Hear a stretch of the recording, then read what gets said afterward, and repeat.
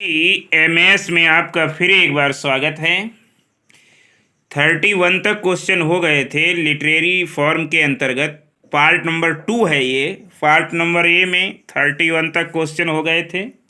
आओ देखते हैं इसमें 32 है। A comedy characterised by broad satire, मतलब एक ऐसी कॉमेडी जो ब्रॉड सैटायर के द्वारा उसका गुण है। और इम्प्रोबेबल सिचुएशन में तो इसे कहते हैं फार्स, मतलब कॉमेडी है जो सैटायर करती है, ब्रॉड सैटायर है, और इम्प्रोबेबल सिचुएशन में तो उसे फार्स कहते हैं। Next, a short introductory essay preceding the text of a book written by a person other than the author. एक शॉर्ट इंट्रोडक्टरी ऐसे मतलब एक परिचय देते हुए निबंध जो प्रीसीडिंग करता है टेक्स्ट ऑफ ए बुक, मतलब एक ऐसा निबंध छोटा जो किसी किताब का परिचय देता है कि मतलब इस किताब में जो लिखी जाती है किताब में इसमें ऐसा होगा या ऐसा नहीं होगा। अदर देन दी ऑथर, मतलब लेखक नहीं इसमें परिचय ऐसे ऐसे का देता है, मतलब कोई किताब लिखता है लेखक तो लेखक वो ऐसे नहीं लिखता है, तो उस किताब के उपलक्ष्य में उस किताब का परिचय देने के लिए एक छोटा निबंध लिखा जाता है टेक्स्ट के रूप में। तो उसको क्या कहते हैं? तो इसको कहते हैं फॉरवर्ड, FOREWORD।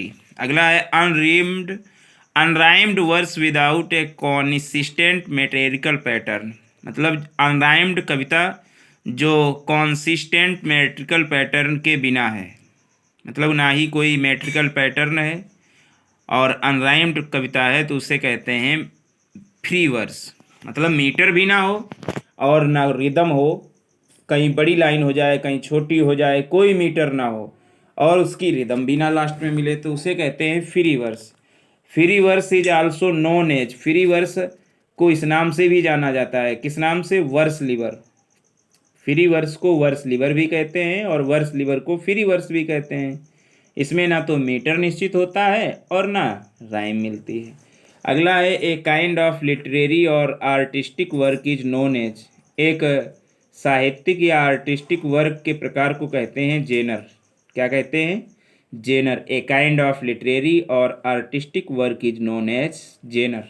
अगला है an error in judgement caused by ignorance और सडन वीकनेस, एक ऐसी गलती जजमेंट में जो अज्ञानता के कारण होती है या अचानक आई कमजोरी के कारण होती है, मतलब निर्णय में ऐसी कमजोरी जो अज्ञानता के कारण या अचानक वीकनेस के कारण होती है तो उसको कहा जाता है हैमेर्सिया। क्या कहा जाता है? हैमेर्सिया, HAMARTIA, हैमेर्सिया कहा जाता है।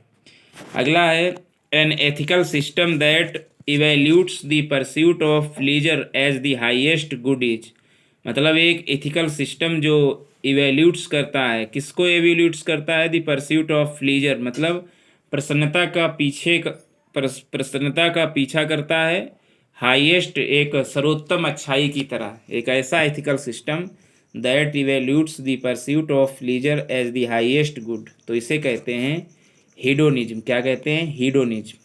नेक्स्ट है by what term are the two words known when they are pronounced the same way but differ in meaning और स्पेलिंग और बोथ, बेयर एंड बियर।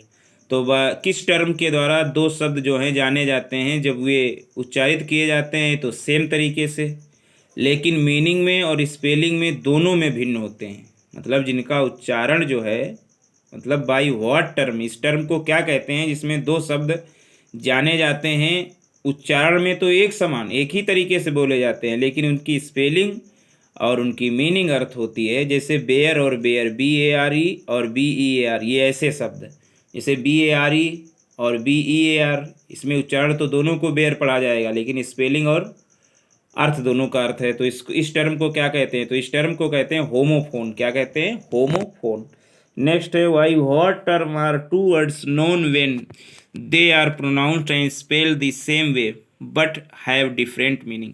अब देखो उसमें क्या था, प्रोनाउंस एक था लेकिन स्पेलिंग और अर्थ भिन्न था, लेकिन तब उसको होमोफोन कहते थे। लेकिन इसमें कह रहा है कि शब्द दो जो प्रोनाउंस और स्पेलिंग सेम होती है लेकिन अर्थ अलग अलग होते हैं। स्पेलिंग भी सेम, उच्चारण भी सेम, लेकिन अर्थ इसमें बदलाव होता है। उसमें स्पेलिंग भी बदली होती थी, अर्थ भी बदला होता है, लेकिन इसमें स्पेलिंग भी सेम, उच्चारण भी सेम, लेकिन अर्थ बदला।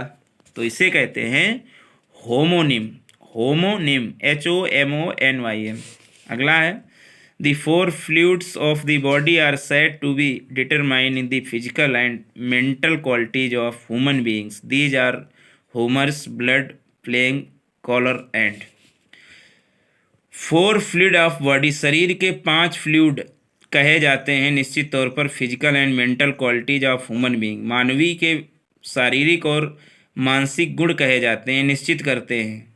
4 फ्लूइड्स मतलब शरीर के 5 फ्लूइड्स जो हैं इंसान की शारीरिक और मानसिक क्वालिटी को डिटरमाइन करते हैं, निश्चित करते हैं, ऐसा कहा जाता है।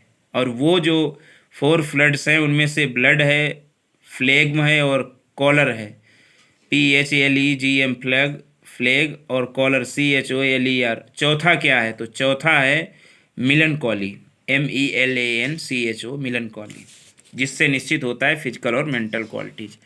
अगला है someone who tries to destroy traditional ideas और इंस्टीट्यूशंस। ऐसा व्यक्ति जो पुराने रीति रिवाजों और पुरानी संस्थाओं को नष्ट करने का प्रयास करता है तो उसे कहा जाता है iconoclast. Iconoclast, someone who tries to destroy traditional ideas और इंस्टीट्यूशंस इज कॉल्ड आइकोनोक्लास्ट।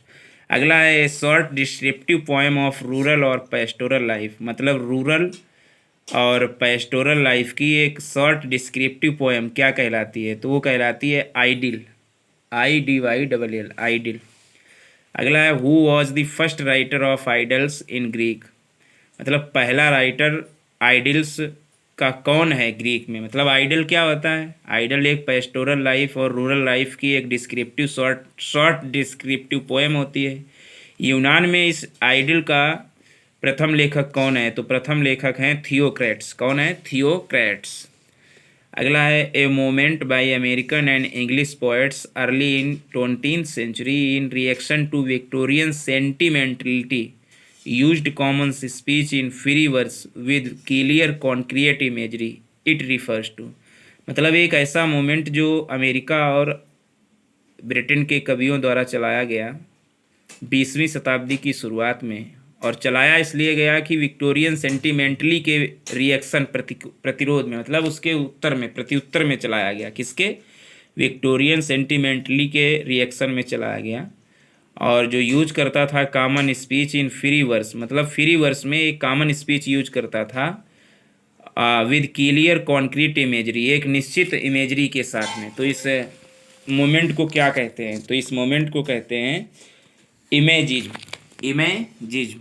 और ये इमेजिज्म जो है 20वीं शताब्दी की शुरुआत में चलाया गया विक्टोरियन सेंटिमेंटली के प्रत्युत्तर में अमेरिकन और अंग्रेजी कवियों द्वारा। अगला है an indirect implication is known as. मतलब इनडायरेक्ट इम्प्लीकेशन जाना जाता है इन न्यूंडो के तरह, इन न्यूंडो की तरह जाना जाता है। An indirect and usually malicious implication is known as innuendo न्यूंडो। अगला है early works which are produced in the author's और आर्टिस्ट यूथ। मतलब शुरुआती कार्य जो उच्चारित किए जाते हैं लेखक या किसी आर्टिस्ट की जवानी का। मतलब अर्ली वर्क्स मतलब शुरुआती कार्य जो किसी कलाकार या किसी आथर की जवानी के कार्य जो है उच्चारित किए जाते हैं तो उसको कहा जाता है juvenilia. Juvenilia, JUVENILIA। Early works which are produced in the author's on artist youth. Next question, a short lyric और a narrative song with a recurrent refrain. एक शॉर्ट लिरिक या नैरेटिव सॉन्ग रिकरेंट रिफ्रेन के साथ में। एक short lyric और narrative song with a recurrent refrain के साथ में उसे क्या कहते हैं? तो उसे कहते हैं ले। ए शॉर्ट लिरिक और narrative song with a recurrent refrain lay कहलाता है। A humour verse form of 5 anapestic lines with a rhyme scheme AABBA। मतलब एक ह्यूमर्स कविता जिसमें 5 एनापेस्टिक लाइन होती हैं। कैसी लाइन होती हैं? एनापेस्टिक लाइन। और उनकी राइम स्कीम होती है ए बी बी ए, मतलब एक फूहर कविता जिसमें 5 एनापेस्टिक लाइन होती हैं जिनका राइम स्कीम होता है ए बी बी ए। तो इस कविता को कहते हैं लाइमरिक, LIMERIC, लाइमरिक। अगला है an elaborate semi dramatic costly form of entertainment.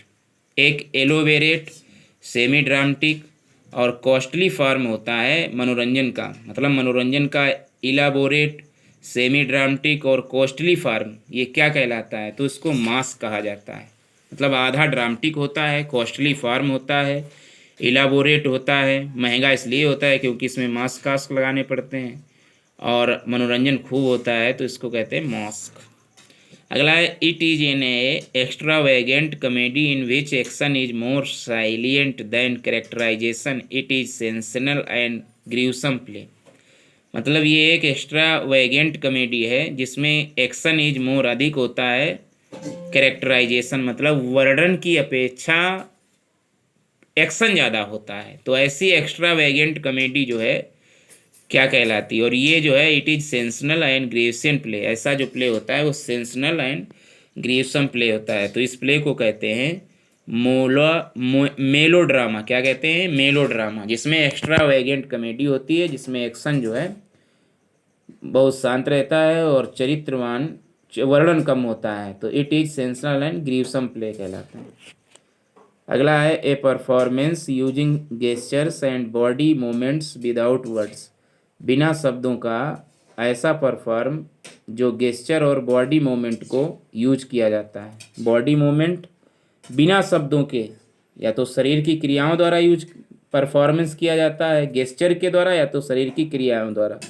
तो ऐसे परफॉर्मेंस को कहते हैं माइम, MIME। अगला है they are the goddess of divine retribution and vengeance. The term is used when evil brings about its own downfall. तो they are the goddess of divine retribution and vengeance. The term is used when evil brings about its own downfall. मतलब वे जो goddess हैं देवी देवता हैं। Retribution उसमें दिया जाता है, वेंजियंस और रिट्रीब्यूशन दिया जाता है। इस टर्म को प्रयोग किया जाता है जब बुराइयां आती हैं। डाउनफॉल मतलब जब बुराइयों को डाउनफॉल किया जाता है तब इस टर्म का प्रयोग किया जाता है। इसमें दैवी शक्तियों का रिट्रीब्यूशन और वेंजियंस का वर्णन किया जाता है। तो इस टर्म को कहते हैं नेमेसिस, NEMESIS, नेमेसिस। नेक्स्ट है the act of inventing a word और फ्रेज इज नोन एज। किसी शब्द की रचना, खोज करना और या किसी फ्रेज का इन्वेंट करना कहलाता है इन्वेंटेशन या कॉइनिंग या मिंटिंग या नियोलॉजिज्म। ये कहलाता है नियोलॉजिज्म कहलाता है। The act of inventing a word और phrase is known as neologism. अगला है nom de plume. Nom de plume क्या कहलाता है? नॉम डी प्लम कहलाता है पेन नेम। ये विदेशी भाषा है। नॉम डी प्लम शुद्ध शब्द है पेन नेम। नेक्स्ट है logging for something past is. Logging for something, कुछ के लिए लॉगिंग, मतलब कुछ के लिए logging, logging for something past, something past के लिए लॉगिंग कहलाती है नोस्टल्जिया। क्या कहलाती है? नोस्टल्जिया, नोस्टल्जिया। अगला है the metaphysical study of the nature of being and existence is. The metaphysical study of the nature of being and existence is ontology. क्या कहलाता है? एंटोलॉजी। अगला है a drama set to music consist of singing with orchestral accompaniment and an orchestral overture and interludes. A drama set to music मतलब संगीत का एक drama set जिसमें सिंगिंग कंसिस्ट होती है with orchestral accompaniment and an orchestral overture and interludes. ये कहलाता है ओपरा। क्या कहलाता है? Opera. A drama set music consist of singing with orchestral accompaniment and an orchestral overture and interludes, opera. अगला है a formal expression of praise. प्रशंसा का एक फॉर्मल एक्सप्रेशन क्या कहलाता है? तो फॉर्मल एक्सप्रेशन कहलाता है पेनजिरिक्स। पैनजिरिक्स कहलाता है एक फॉर्मल एक्सप्रेशन। अगला है a composition that imitates somebody's style in a humorous way. एक ऐसी रचना जो नकल है किसी की स्टाइल की ह्यूमरस वे, मतलब मजाक उड़ाते हुए किसी की स्टाइल को नकल करना, किसी व्यक्ति की स्टाइल की नकल करना और एक मजाकिया टाइप में, तो ऐसी रचना को कहते हैं लॉफिंग स्टॉक। क्या कहते हैं? Laughing stock. A composition that imitates somebody's style in a humorous way. Next है a style that involves indirect ways of expressing things. एक ऐसी शैली जिसमें इन्वॉल्व होता है indirect ways. Indirect ways involve होते हैं वस्तुओं को वर्णन करने के लिए, मतलब इनडायरेक्ट तरीका होता है वस्तुओं का वर्णन करने के लिए, तो इस शैली को कहते हैं periphrasis. Periphrasis a style that involves indirect ways of expressing things. अगला है it is used in rhetoric and is the concluding section of an oration. Rhetoric and is the concluding section of an oration, मतलब या प्रयोग किया जाता है या तो हिटोरिक या तो कंक्लूडिंग सेक्शन में प्रयोग किया जाता है ओरेशन के, तो इसे कहते हैं पेरोरेशन। क्या कहते हैं? पेरोरेशन। अगला है स्टेंजा ऑफ 4 लाइन। 4 लाइन का स्टेंजा क्या कहलाता है? 4 लाइन का स्टेंजा कहलाता है क्यूट्रेन। क्या कहलाता है? क्यूट्रेन। तो ये तो 63 क्वेश्चन हुए पेज नंबर 11 पे। आगे नेक्स्ट पार्ट आएगा, स्टेंजा ऑफ 4 लाइन्स कहलाता है क्यूट्रेन। Thanks for watching.